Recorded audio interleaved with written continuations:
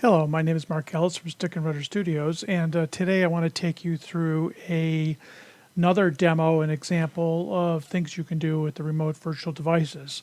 In particular, I want to discuss the new support that we've added for SVG files.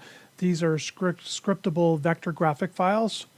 And I don't know if you're familiar with SVG files, but what's unique about them is they are very scalable. In other words, if you render them in a key that's say 100 by 100, and then you decide that you want to, re-represent it in a key that's maybe 200 by 200, they will scale perfectly without any pixelation or loss of resolution. And the reason why these work like this is that they are actually a text file with a set of vector drawing instructions.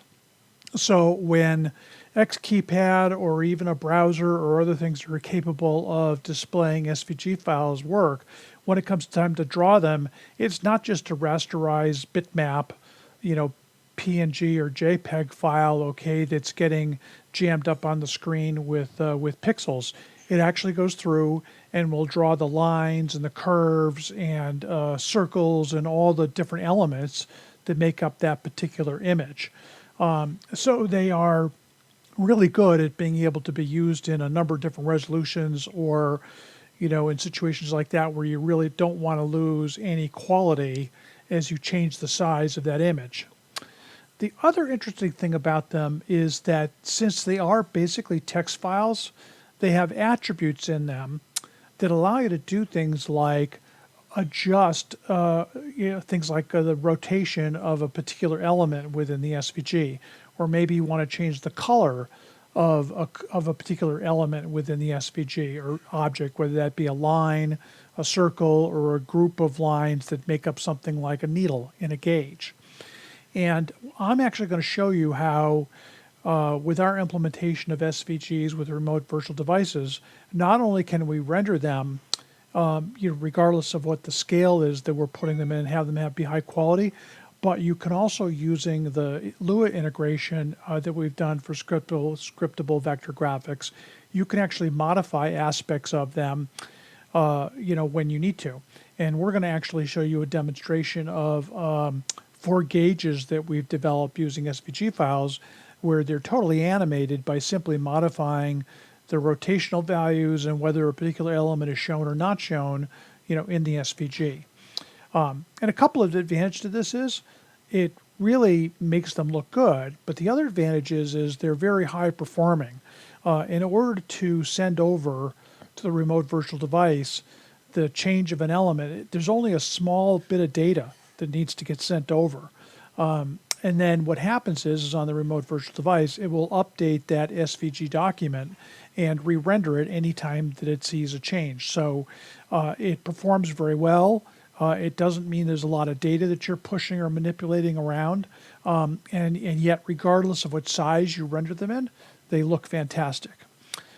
So before we actually show you the demo and the working Lua scripts that we're going to use as an example, let me just show you what an SVG file looks like.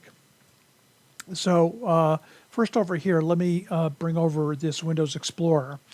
You'll notice that under X-KeyPad in the samples folder here, we've actually got an images folder, and I've been populating this with any of the images that we've been using for the various remote virtual device demo scripts and demo configurations. And you'll see here that I've added a number of SVG files. There's an airspeed indicator, there's an altimeter, a vertical speed indicator, and a heading indicator. And what's interesting about this heading indicator, excuse me, it's the same SVG that I used as a base to create the original heading indicator that we used in one of the previous remote virtual device demos.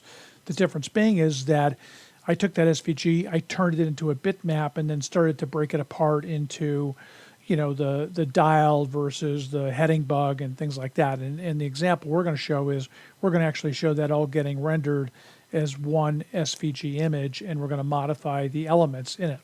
Well, anyways, let's take a look at what they look like. So I'm going to bring it up here in, let's see, what can we open it up with? We'll use Visual Studio Code.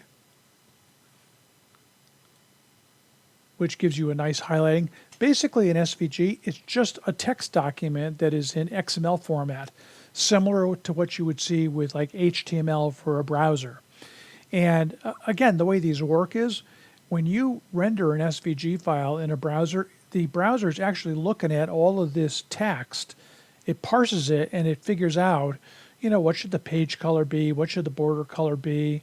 And then it looks at things like elements and decides, how should I draw that? What's the X and Y coordinate of it? If it's a line, how long it is. It can draw things like Bezier curves. And basically every time that SVG needs to get rendered, it gets drawn, on every frame. And that's what makes it so that if you decide you want to draw it in a bigger window or a smaller window, it's going to end up maintaining its quality because it's just mathematically being redrawn as opposed to, a rasterized image like a JPEG or a PNG, where it tries to use these algorithms to figure out what should the pixels look like if I reduce the thing down in size by a factor of 2 or if I increase it by a factor of 2. Those raster algorithms that try to increase and decrease the size of a raster, they have a tendency to get pixelated and they lose quality. They don't look as good, right? But so not only do we have the advantage of using this SVG file to get really great looking graphics on our remote virtual devices, we can also use the fact that they are a highly parsable and you can find the elements within these things. We can use that to modify them kind of on the fly and do things like animate them. And we're going to actually show us doing that with our integration with our Lua scripts by modifying things like the rotation angles of needles and things like that on these various gauges.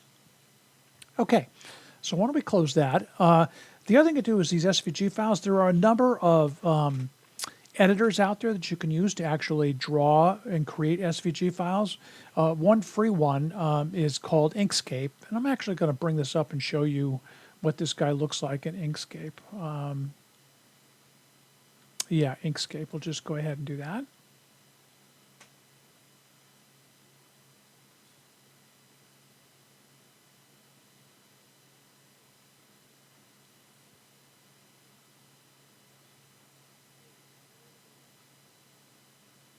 And here is our, basically our image. And we can come up here and we can look at the various elements within here. You'll see here that I have a thing called the bug. That's basically the heading bug that we're going to be able to rotate around the dial based upon what the heading is. I've also got something in here called the dial. This is actually this part of the image that's got basically all the numbers on it. And based upon the heading, we're going to rotate that around its center to whatever the heading happens to be. And then you've got all these other elements on here like the bezel and the little red aircraft in the middle and these little red markings on here. These are all made up of different paths and elements within within the SVG file. So you could use something like Inkscape. There's a number of other tools out there to let you create these things. You also can find these SVG files on the internet. I found these ones for the aircraft instruments on Wikimedia Commons, and I'll actually put a link to where I found them is because I want to credit the authors who created these. So you might be able to find something that you could use that's already created, or if you're pretty good at graphics, you can use various tools to create these images if you want. Now this is pretty complicated. It's a full-blown aircraft instrument, but you could use the same thing for doing things like creating keys with lighting underneath them, whatever you want. So they're pretty cool. And like I said, I think where they got the biggest advantage is if you need something that's going to scale nicely from either a relatively small image or you maybe want to use it in a relatively larger key, they scale really well and they look nice. I'm actually going to demonstrate that for you in just a minute. Okay.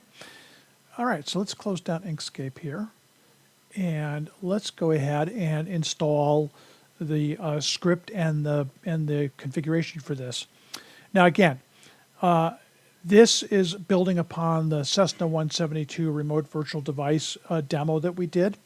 And if you remember correctly in the last videos, there's two parts to this. There is a Lua script configuration, which is basically the Lua scripts that we use to drive some of the elements on that remote virtual device. And then there's the actual X-Keys configuration, where we've got the key definitions and how we laid it out on the remote virtual device. So the first thing I'm going to do is I'm going to come up here, go to the X-KeyPad Lua configuration editor, and I'm going to append the Lua scripts that we need for this particular demonstration. And again, it's under Resources, Plugins, X-KeyPad, Samples, Remote Virtual Device, Cessna 172, and this Lua script. Okay, and you probably remember these. These are some of the ones that we used in the previous demos. This SVG example is going to be the one we're focusing on the most. So we'll go ahead and save that. And now what we're going to do is we're going to come in and we're going to bring in the X-KeyPad configuration that goes along with this. Again, File, Append, Resources, Plugins, X-KeyPad, Samples, Remote Virtual Device, Cessna 172, and this guy. And we'll bring that in and we'll save it. Okay, now that I've got that going, why don't we bring up the Remote Virtual Device and see what this looks like. Plugins, X-KeyPad, Remote Virtual Device, Windows, and let's go ahead and start this up. And here's our Remote Virtual Device. Let me go ahead and resize this a little bit.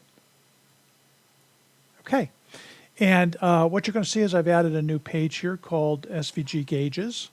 If you remember correctly, before we had this, which was doing some Lua script integration with the traffic map and this particular directional gyro that we created. And by the way, if you look at it, you'll notice it looks very similar to that SVG file we just looked at. That's because I used that SVG as a base, but I converted it to a PNG, and then using cut and paste within a paint program, I ripped apart the various parts of it so that I actually had multiple PNG images with some transparent backgrounds on them so that I could manipulate and rotate them around individually. I'm going to show you the same thing getting done, but using a single SVG file. So let's go up here and take a look at our SVG gauges. And here they are. We've got an airspeed indicator. We have a altimeter, a vertical speed, and the directional gyro. We're going to focus on the Lua script for driving this directional gyro. But to be honest with you, the scripts are pretty well documented. And you can see if you look at the ones for how we did these guys, it's basically the same concept. Obviously, the altimeter gets a little more complicated because there's another number of elements we have to manage. We have to manage the hundreds foot needle. We have to manage the thousands foot needle. We have to manage the 10,000 foot needle. We have to manage the barometric dial here, which gets rotated based upon what you have your barometric set to on the altimeter. And this little crosshatch guy here, this goes away when you're above 10,000 feet mean sea level. So I had to put code in there to make it so that this disappears, when you're above 10,000 feet mean sea level, or it reappears when it's not. So you'll see when you look at the scripts for the altimeter, it's more complicated. There's more going on than just what we have with the directional gyro or even the vertical speed indicator, which is fairly simplistic, and the airspeed indicator, which is fairly simplistic. Okay, so long as we've got this here now, one of the things I want to show you is how these can scale, okay? So I'm just going to move this out of the way here. Remember what that looks like. I'm going to come in here on the remote virtual device, and I'm going to change this, okay, so that rather than being 75 pixels for the grid width, I'm going to come up and I'm going to increase that to, let's say 100.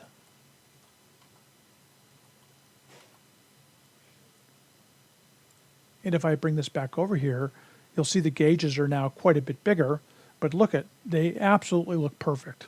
Not a single thing different with them. Now let's come in and make them smaller.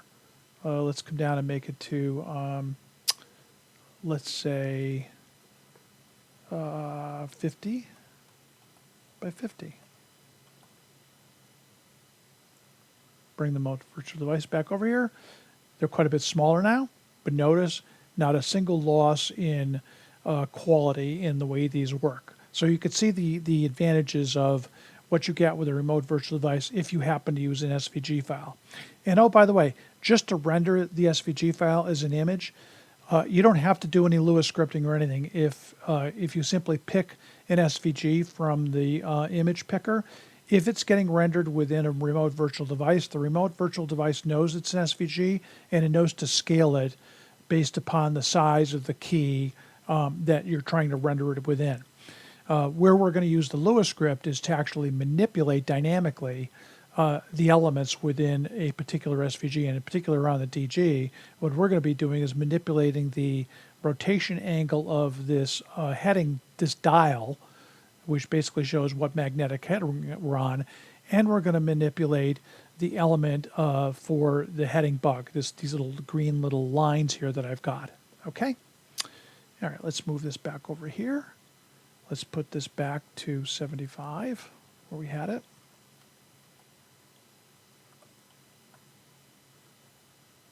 Save that.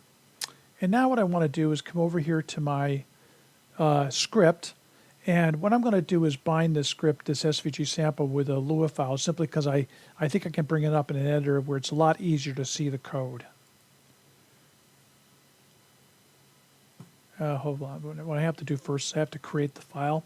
So give me 1 minute. I'm going to create that file, and then we'll bring it up. Give me 1 second.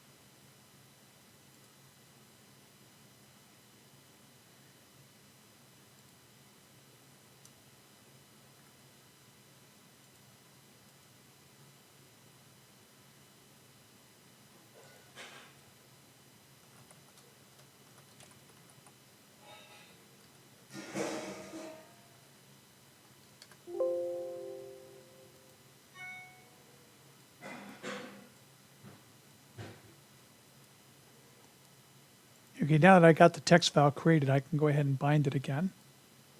Here we go. We're going to go ahead and open that, and we're going to do a push to the Lua file to basically get this text into the text file. If I come back over here, you'll notice that it's in Plugins, X-KeyPad My Lua Scripts, and this is the name of the text file that I created. And I'm going to go ahead and open this up with Visual Studio Code. You could use Notepad, but I like Visual Studio Code. It's free. And the other beauty of it is it really gives you a nice highlighting, of the, it gives you a nice highlighting of the Lua script. Okay, so let's go through this real quick here. The script's pretty well documented. What I do want to show you is there's a number of variables right up in the beginning here. The ones we're going to be using for the directional gyro is we do need to have for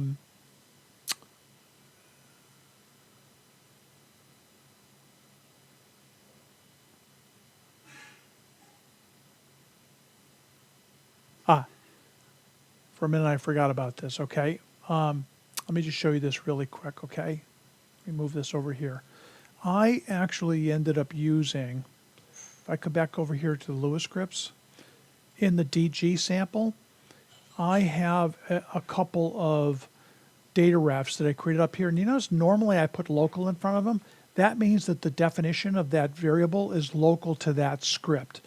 What I did in order to make it more usable is in the DG script, I made the DG heading and heading bug globals, which means that as soon as it gets defined, it's actually available as a global variable in all of the scripts. So these are the two data refs that we're going to be using for the directional gyro. I just wanted to show you that, and I apologize for seeing a little confused. I actually confused myself there for a minute. I couldn't remember how the hell I had done that.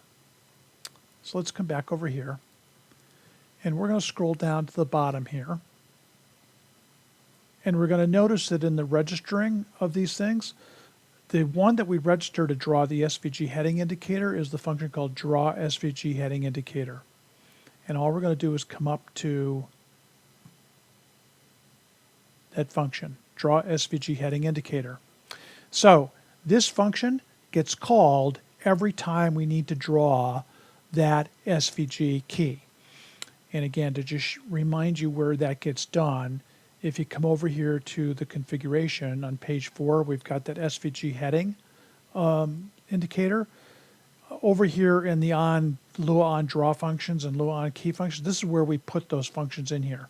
So here you see that SVG heading indicator, Lua on draw. Okay? Now let's take a look at what's going on here. In here, the first thing we're going to do is we're going to come up and figure out what is the offset on the heading bug. If you remember correctly, when you actually see a 172 work, the heading bug is actually kind of attached. It's all relative, okay, to the magnetic heading dial. So if you don't change your heading bug and your plane is turning, that magnetic heading dial is moving and the bug moves with it because it's basically relative. It's still showing you the right number, but you have to understand the numbers for the heading is moving around, so you want that heading bug to move around too. And all we're doing here is figuring out, by subtracting them, is what's the offset between the magnetic heading and whatever I've got my heading bug value set to. And then the other thing I want to do is I always want to keep this so that the angles of rotation are between 0 and 359. I think it works fine if you say rotate it by 360 degrees or rotate it by 390 degrees. I still think it works, but I like it for my own clarity, as I always like to keep it between 0 degrees, meaning true north, and 359.99999, which is just, a little bit to the left of true north. So after we do that calculation, we're going to clear the RVD draw list because we're going to, repopulate it with the new things. We're going to add an RVD draw element image is what the element's going to be. So it's an image element. We're going to set the image ID to this heading indicator.svg file. And then again, under the covers, X-KeyPad knows, oh, that's an SVG file. I know that I can render that differently within the remote virtual device. I know that that's SVG, so if the key's of a different size or whatever, I'm going to render it so that it looks perfect within that key side. Okay, now the next thing we're going to do is we're actually going to end up modifying this dial transform attribute. Let me actually come over here and see if I can show that to you. So if we come over here to X-KeyPad images, hold on, it's actually under X-KeyPad samples, images. Let me bring up this guy here in Notepad.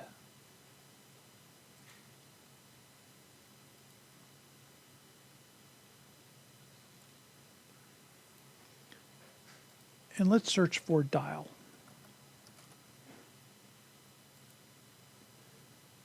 What you'll notice in here is I have an ID that I named that, basically that card here. Let me see if I can show it to you here. This area here, which has got the little white tick marks on it and all of the numbers, that's basically your magnetic heading dial. What we're going to want to do is rotate this around based upon the magnetic heading. And within this file, you'll actually see that it's got a transform attribute. It's transform, and then what you're going to do is rotate it. And right now it's set to rotate at 10 degrees, but we're going to change this value here from 10 to whatever the actual angle we need to rotate it at off of true north. And then you've also got these numbers here, 200.45289 and 187.81297. These guys are fixed because within SVG files, you need to give it the X and Y center of where that particular element has to get pivoted around. So we're not going to change that. We're actually going to rebuild a string with those constants kind of built in there. And if we come back over here to the script, that's what we're doing here. You'll see that what we're doing is we're creating a new text string using string.format that's going to have the rotate transform attribute. In here, we're going to say %2f, so we're actually going to put in what the heading value, the magnetic heading value is for that card. I mean, how much do I need to rotate it by? And then you'll see this 200.45289 and 187.8127. These are basically the constants that I kind of cut and pasted right out of the SVG file by looking at it with something like Notepad. And then what we're going to do is we're going to round the heading to 1 decimal point. And the only reason we don't want to do it any further than that is that you really wouldn't be able to see 1/100th of a decimal point in rotational value. So there's no need of sending a whole lot of extra data over there for that. Those little bit of minor changes. We figure 1/10 of a degree is good enough. And it just cuts down on how much data we're constantly sending over to the remote virtual device. And you will notice here that I'm multiplying this value by a -1. And that's because negative angles are going to mean rotate to the left. And again, if you look at this card over here, you'll notice that if it were on true north and I wanted it to show 30 degrees, I got to rotate this dial left or counterclockwise 30 degrees. So that's why I'm multiplying it times a -1. Once I have that new value, I'm going to call this global function called set remote virtual device draw element SVG attribute. I have to give it the attribute name. That name there's got to match. That's got to match this ID here in the SVG file, okay? And the attribute transform's got to match that. So I'm setting the attribute in the dial element. I'm setting the transform attribute, and I'm going to set it to rotate whatever the angle is with these X and Y rotation center constants. Okay? Now we do the same thing for the heading bug. Again, we need to figure out what should the heading bug rotation be, and we've actually calculated up here with this local bug variable. So it's the same concept. We're going to rotate it, whatever the bug rotation value is. These are the center constants for the heading bug. And this time the element ID is bug. It's still the transform attribute, and we're going to set it to that value. And that's how we end up drawing the SVG heading indicator. And what X-KeyPad is it's pretty smart about this. If you haven't moved your heading any more than 1/10 of a degree, it knows that even though every time we're trying to call this guy and generating a new draw list, it knows that it hasn't changed. So it doesn't try to send anything over to the remote virtual device because it's the same as it was the last time I tried to do an update. The minute any of these values in this draw list change, whether it be, the rotational values or whatever, it's going to send over that little tiny, JSON file, which is really not much in here, right? There's not a whole lot that ends up getting sent, to indicate that we want those things rotated. They get sent over to the remote virtual device. It updates the SVG, and then it knows, oh, it changed. It's going to re-render it. So it actually, works pretty good and works pretty fast. You'll also notice on the SVG is we have a heading on key. This works exactly the same as it does for the other one. Anytime I hover over the top of the this guy here, I can use the scroll wheel to change the heading bug. Okay, so that I'm not going to go into how we did that SVG heading on key. It's the same one from the previous video. It works exactly the same way. The one thing I had to do in it is I did need to keep track of what the original width and height of the SVG was, which I could get out of Inkscape to know it. Because if I make it bigger or smaller, then the test points of where this little dial is, they're going to change. So all I did is I said its original width and height was 335 by 335.1, and then I'm going to take the width and height of what the key currently is and come up with basically a scaling factor. And then I'm just going to simply adjust what I originally used as the X and Y coordinates of where this was. I'm going to adjust them based upon the new size of the of this particular key. If I made it bigger or smaller, it'll actually still keep track of where that kind of touch area is. So that's just one extra thing you have to do if you're going to use an SVG and you want it to be able to scale based upon size. If you're going to have areas where you're looking for key clicks or whatever, you need to keep that in mind. Okay, so that's the concept behind it. All the other gauges work kind of the same way. You can look at the script and see how they work. What I do want to do is show you how good they animate. So what I'm going to do here is we're going to go ahead and close these down. And I am going to ask X-Plane to go ahead and fly my plane for me. Okay, so I'll wait till this gets going, and then I'm going to actually show you how good these gauges look while the plane's moving around.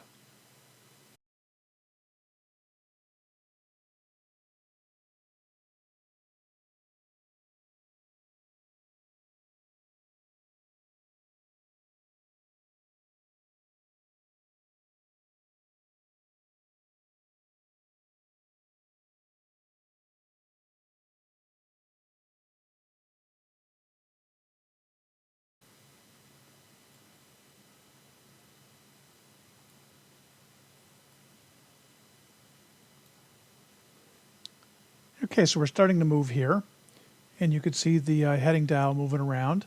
I've got it currently set for a refresh rate of 100 milliseconds every 100 milliseconds. It's still pretty smooth, but if you want to make it really smooth, you can come up here into X-KeyPad settings, and over here under miscellaneous, you could reduce this down to, I don't know, let's reduce it down to 50 milliseconds. Now keep in mind that the slower you make this number, you do end up getting a little bit of a hit on the frame rate. Really not that bad, but you will get a little bit. And if we watch this now, when we turn this corner,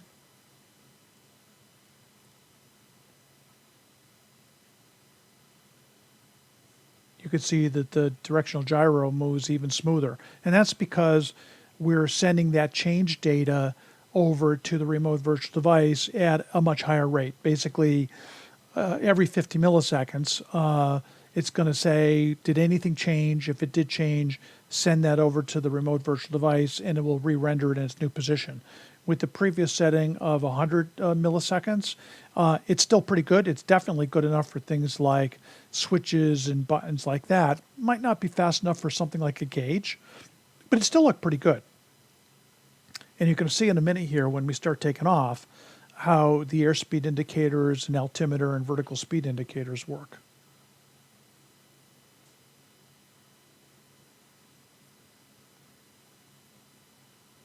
Here we go on takeoff. Airspeed's live. Vertical speed, positive or decline, and the altimeter's moving.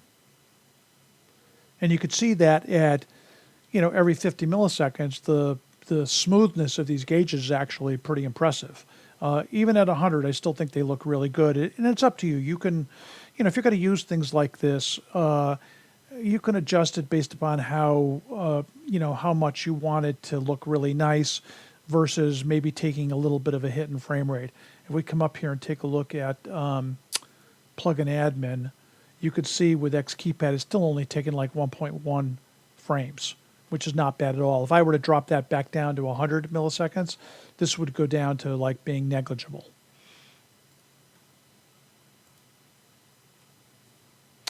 So, wanted to show you scriptical vector graphics.